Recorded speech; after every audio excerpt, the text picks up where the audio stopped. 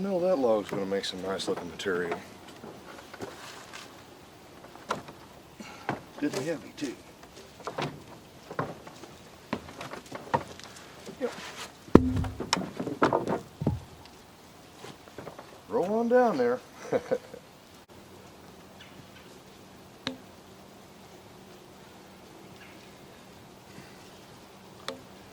We're going to mill these logs up today, guys. And I am looking forward to seeing what's in these two larger sections of the tree. I hope you enjoy the video. Look out. Come on. There you go. Now move this log.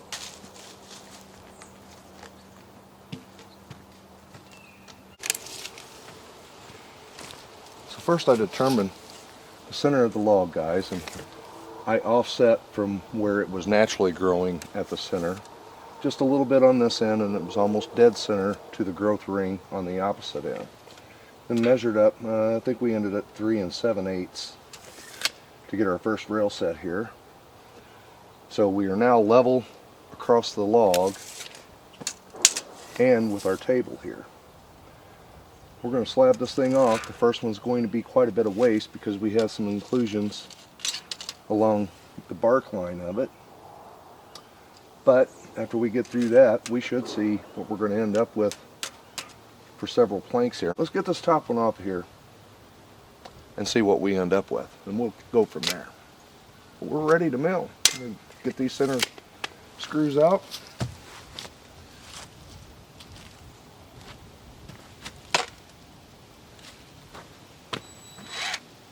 Nothing in the way. Get some straps around our log so it stays steady.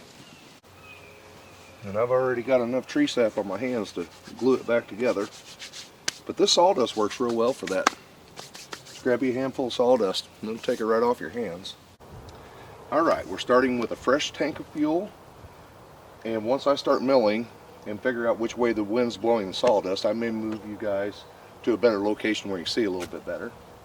But we're going to take the top off of this, and I will see if I can keep track of how much fuel we use in order to get through this log. It's 8 feet long, and at the widest end we are just under 14 inches. I did go ahead and warm the saw up a little bit before we start.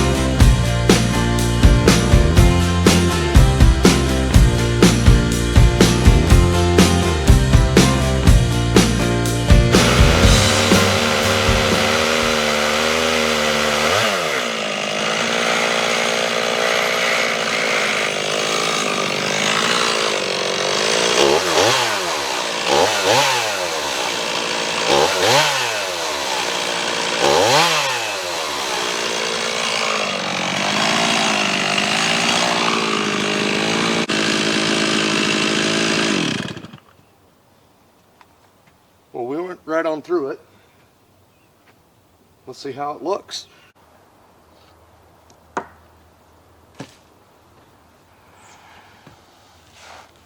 there's our first one, slabbed off the top.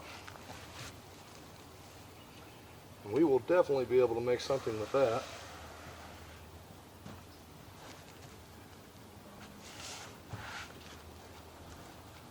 Try to hold this up here where we can see. Look at the knot hole. That goes all the way through to the other side here.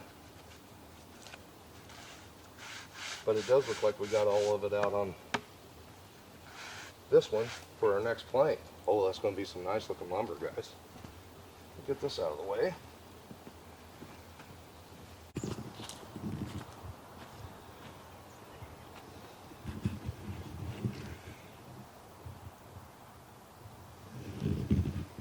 And I'll tell you what, I didn't gouge the ends of it this time.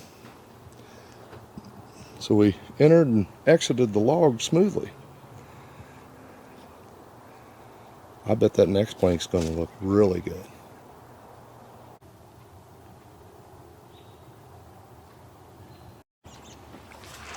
Since that turned out so smooth on top, I'm going to go ahead and set our mill down to 1.5 inches. We're going to run us some planks off of this. Our first plank here we used, I don't know, probably about a 1/2 inch out of the tank here. I wasn't even running at full throttle. We walked right through that. We're getting to the thicker side of the lumber now though, so the next few planks is going to be a little more challenging.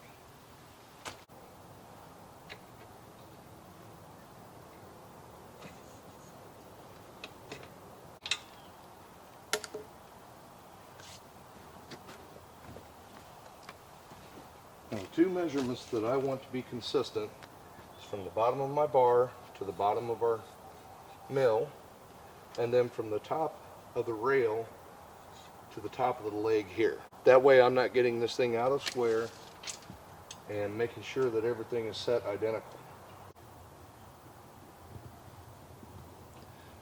And that's one convenience of the chainsaw mill, is once you get the top of your log flattened off, now you can work all the way up to 12 inches, I believe, with this particular mill and make what you need. We're just going to slide right along the top of that log now. And we are adjusted at 1.5 inches. Now on this one, when I start onto the log, I'm going to come in at a slight angle. That way I can keep everything as square as I can and get the saw pulling through. We don't have the benefit of the extra length of the rails setting out here like we did on our first cut. So I'll take that a little bit slow and then just ease right on in there, and hopefully we can keep our plank straight. You heard me say it before, plenty of sawdust to go around.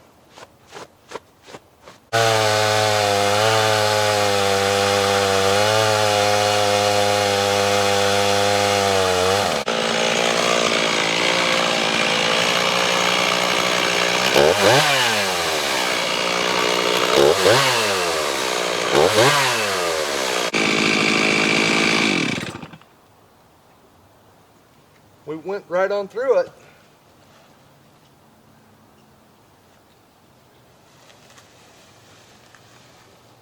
And that turned out better here than I thought it was going to. I could feel the saw trying to drop down. Good. Look at the amount of red in that board. We did make our 1.5 inch mark, and the board is square. Now, that's what makes an advantage of leaving a little extra on the end of your logs.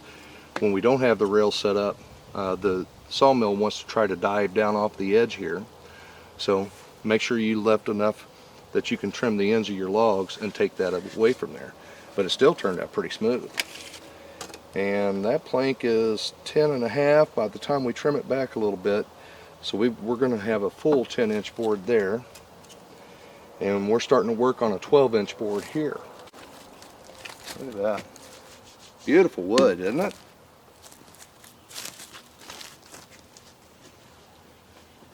mill this down at 1 inch thick, and you talk about some pretty siding to put on a barn or something like that. That'd go a long way. Well, there we go, guys. I'm going to finish milling this up. We will choose the best material out of the tree here in order to cover the trailer. If we use cedar, we may use the oak yet. I haven't fully decided. And if you guys have a suggestion, leave it in the comments. But that turned out better than I anticipated. And no matter what we use it for, it's going to look good wherever it sets. Thanks for watching. I'll see you on the next one.